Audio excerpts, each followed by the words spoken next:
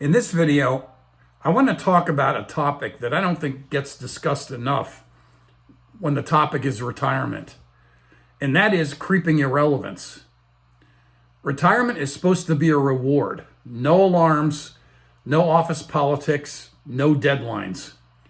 You've worked for decades to earn this freedom. But what if I told you that the biggest threat in retirement isn't running out of money? Of course, that's a topic that dominates the whole retirement area. It's really becoming slowly, quietly irrelevant. Not poor, not sick, and not bored. Irrelevant. And the scary part, it doesn't happen all at once. It creeps in. It's almost like bad health. But it takes over your life, and it can change who you are and even the way people around you react to you, if they even come around. Maybe some people prefer isolation. I know a lot of times I do. And I'm a homebody at heart. I like being at home. I just enjoy it. And for what I do, home really works for me. But retirement is really the perfect time to bring out your inner hermit. That's the bad part.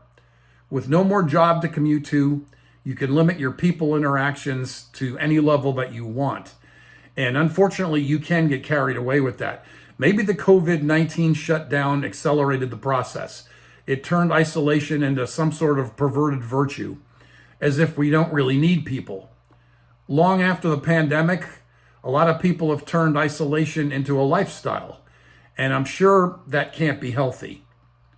But there's a big difference between isolation and irrelevance, except that isolation has a way of leading to irrelevance, and that's what we have to be aware of.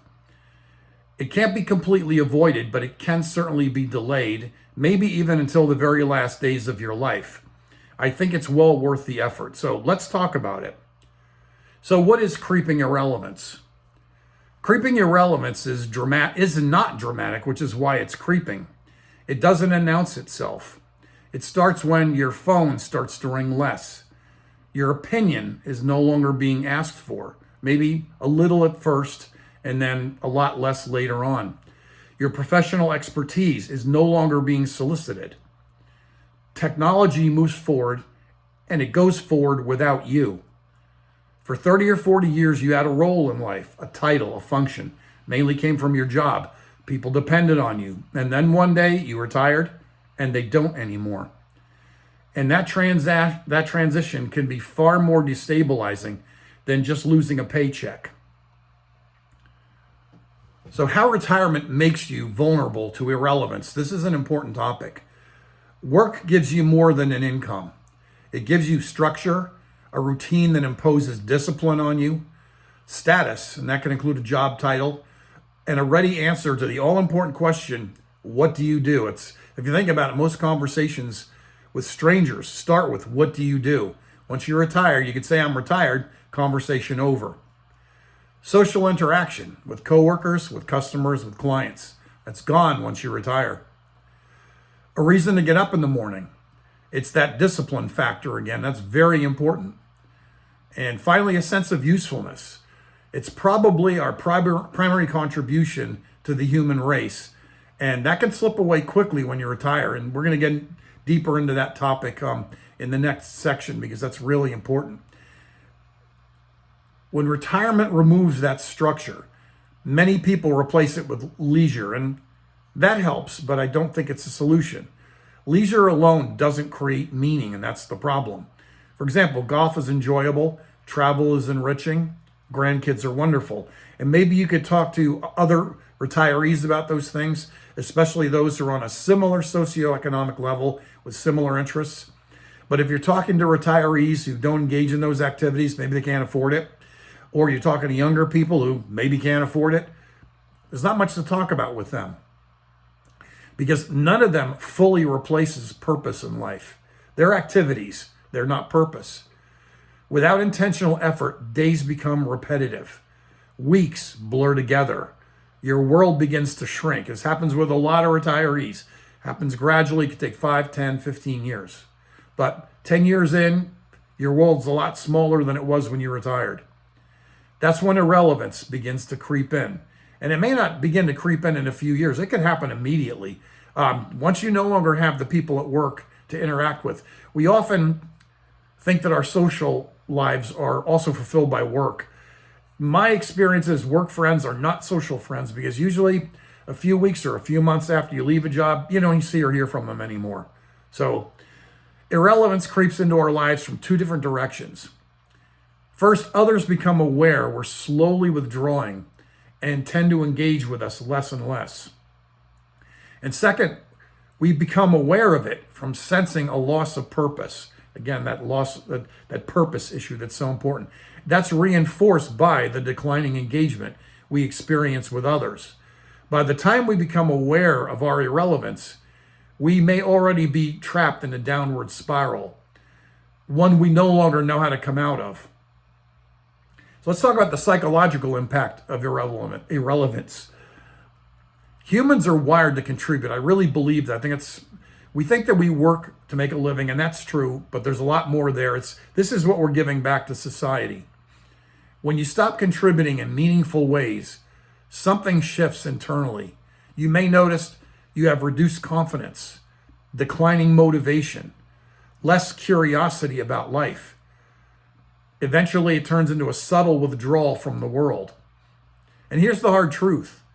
The world moves fast, technology changes, industries evolve, and culture shifts. And if we're not keyed into these things, it doesn't mean you have to be real trendy on the cutting edge, but we should at least have some idea what's going on and be participating to some degree, if only for the purpose of being able to interact with other people. If you disconnect completely, reintegration becomes harder with each year that passes. You don't just retire from work, you risk retiring from relevance. That's the problem.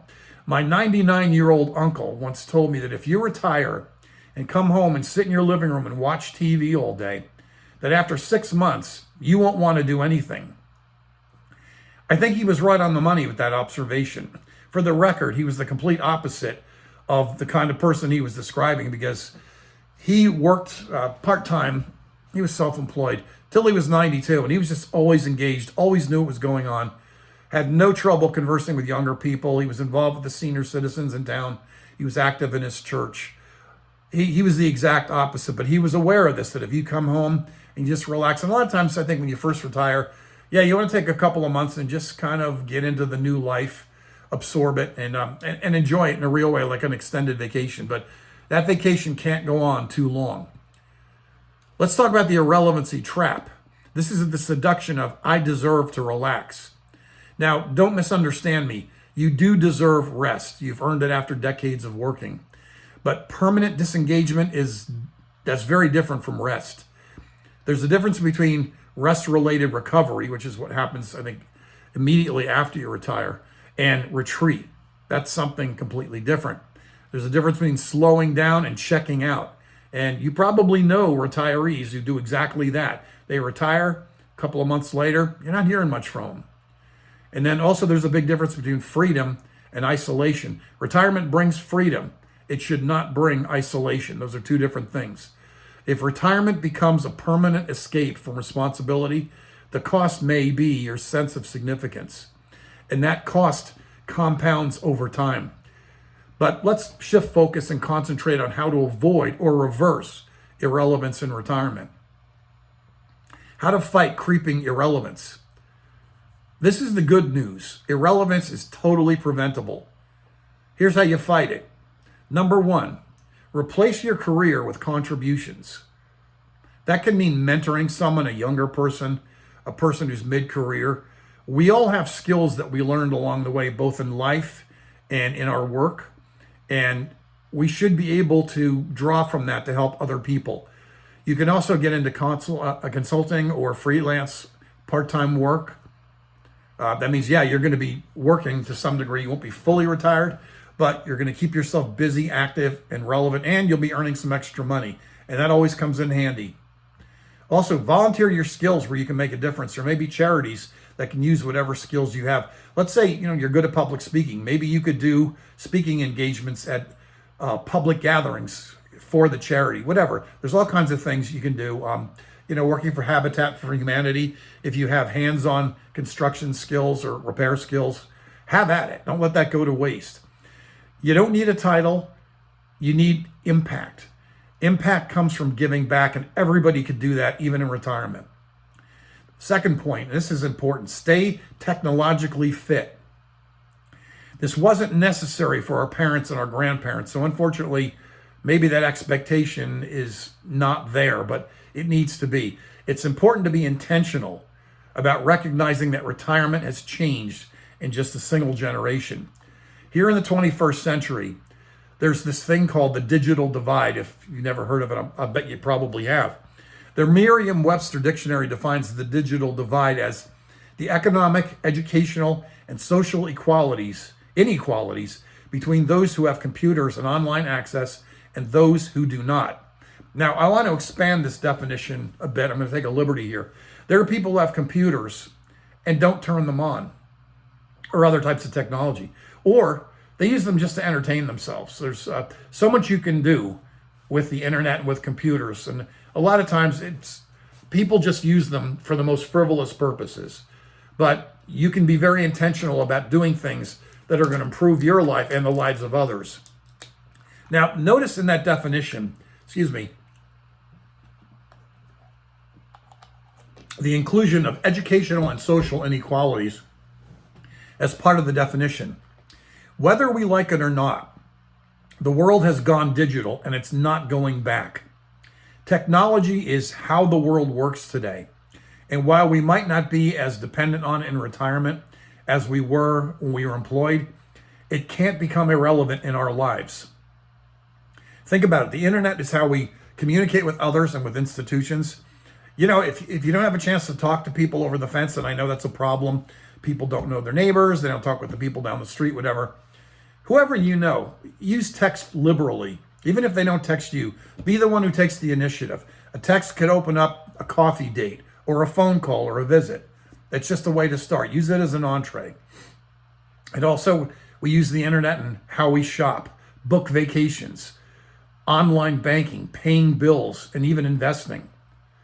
How we follow the pace of the world in almost every way. Our parents had the 6 o'clock news to rely on for information. If we tried to rely on that today, our irrelevance would become increasingly obvious to others, especially those younger than us. And I think I'm getting a bit off topic here. A lot of what we see in the mainstream news is more indoctrination. It's the opinion of the network. It's not really what's going on. That's one of the reasons I don't even watch the news. I confess to that. Recognizing how central technology is to modern existence, be intentional about learning new platforms and apps. Don't run away from that stuff and think, well, I don't work anymore. I don't need this. Yeah, you do. There are certain things that you do need that technology can provide. They're actually going to make your life easier. If you think about it, let's say years ago you retired to the farm and you just kind of isolated from there. Today, with the internet, you've got access to things that people didn't have 50 and 100 years ago, right at your doorstep. Or in your home. It doesn't get any more convenient than that.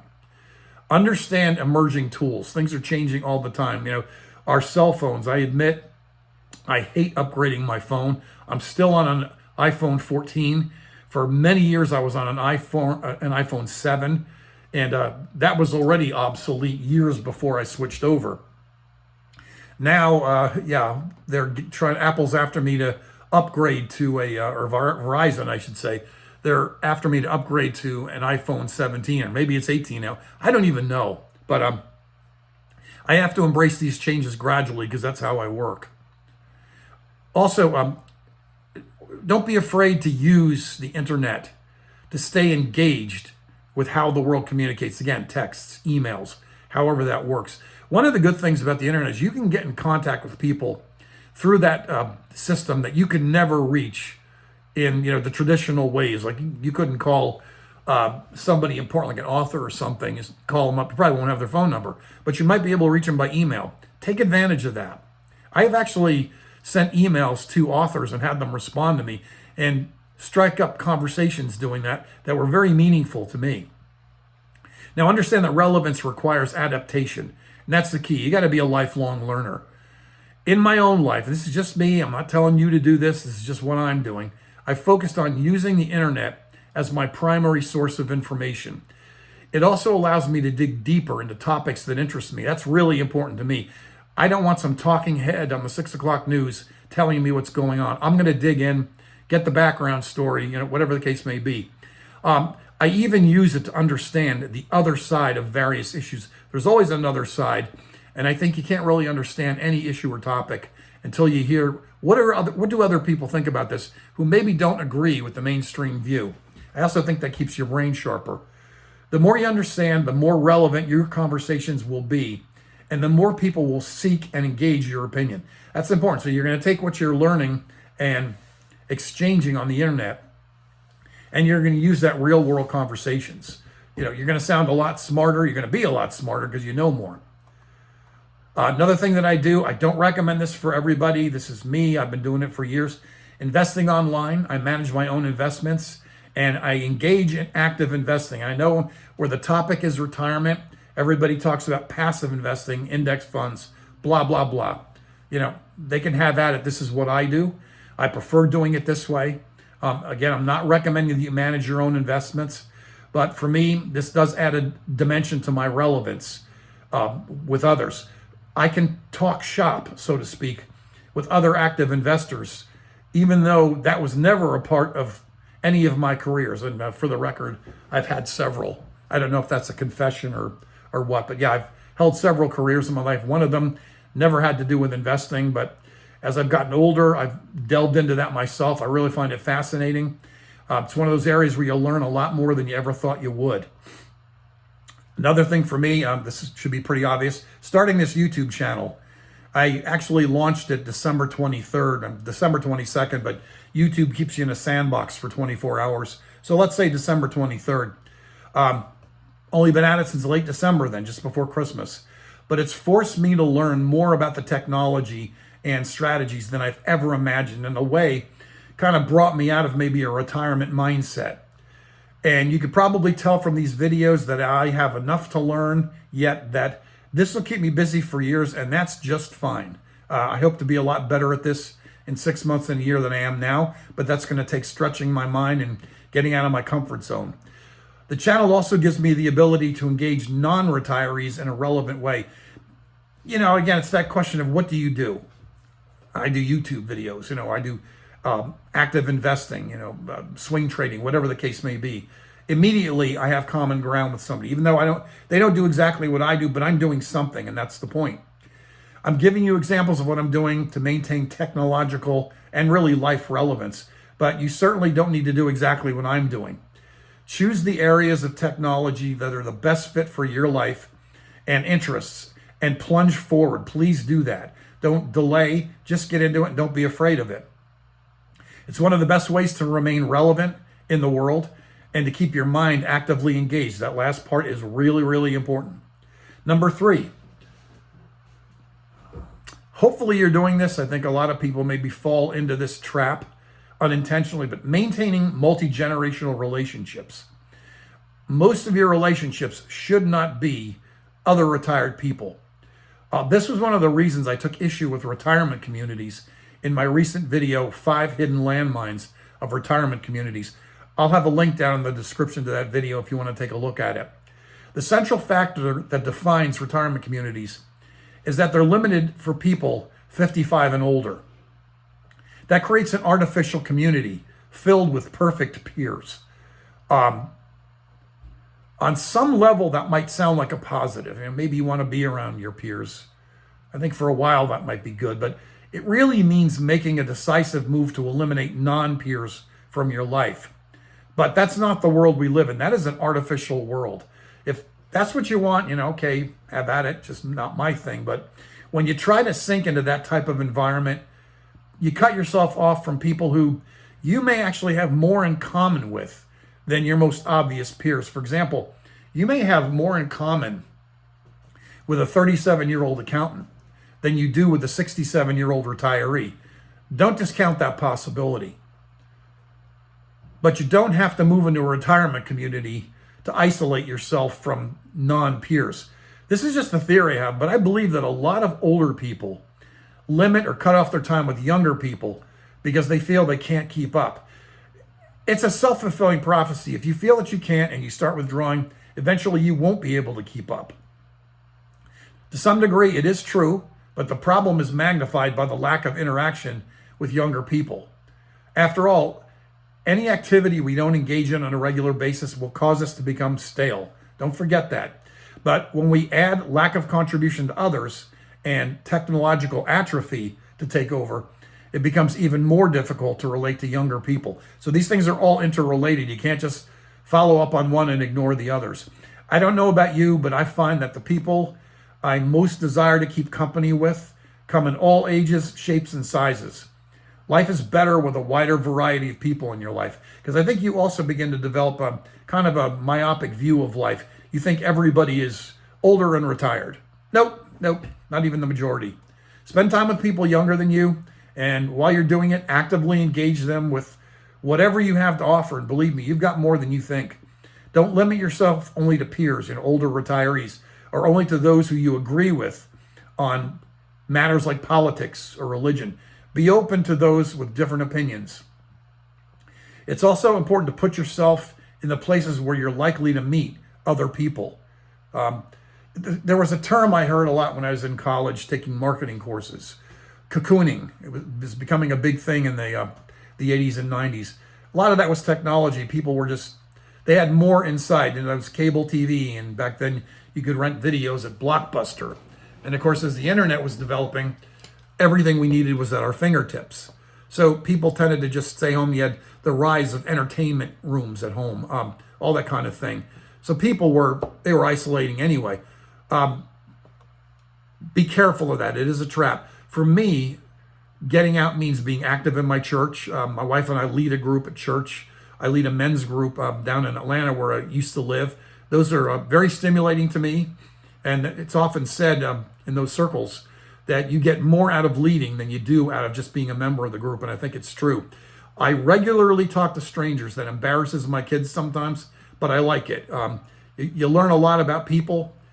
You learn they've had their own stories, their own lives, and you can really get a lot of benefit from that. Also, regularly get together with friends and family. Try to do that on a regular basis without throwing a blanket over anybody and being like suffocating. And also, I frequently engage my neighbors on my morning walks. Maybe this is an exaggeration. I have no official numbers. I think I know more people in my neighborhood than anybody else who lives here, because I just get out and walk around the neighborhood and I talk to whoever's out there. And I like a lot of the people who live here, and that's what I found out. A lot of people don't like their neighbors because they don't know them. You get to know them, everything changes. You don't need to do anything dramatic here. It's really about getting out and talking to people. Don't let shyness stop you either. My younger self was extremely shy, but I gradually came to realize that shyness wasn't helping me in my life. And I gradually began stepping out of it. A little bit at a time. It's the best way to do anything. But that's what I did. Most people today, I think, would consider me to be an extrovert, although I think I'm kind of a mix between the two. The more you get involved with people and with different activities, especially new ones, the easier it's going to be to overcome shyness and irrelevance at the same time. Okay, let's wrap it up. For generations, in the past anyway, retirement might have lasted only a few years. There was no need to take on new challenges or adapt to a changing world. But it's not uncommon for people to live 20 or 30 years or more in retirement. You can't afford to be irrelevant for that many decades. The quality of your life will decline if you do.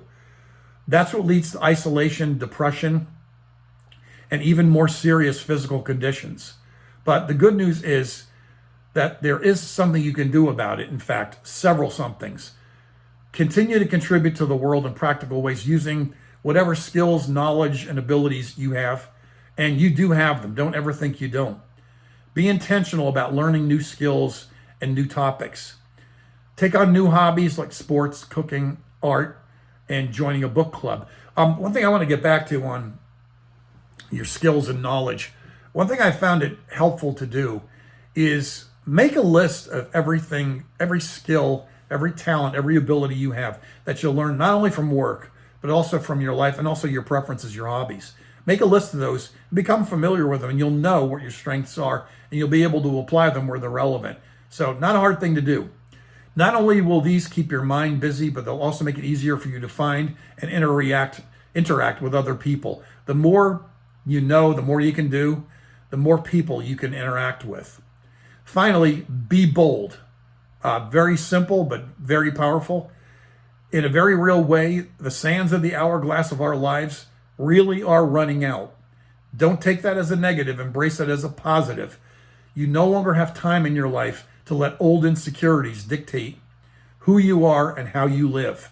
Overcome that. Do what you feel like. Since you're no longer chained to an occupation, you have a lot more control over what you do and how you pursue life. Take advantage of that.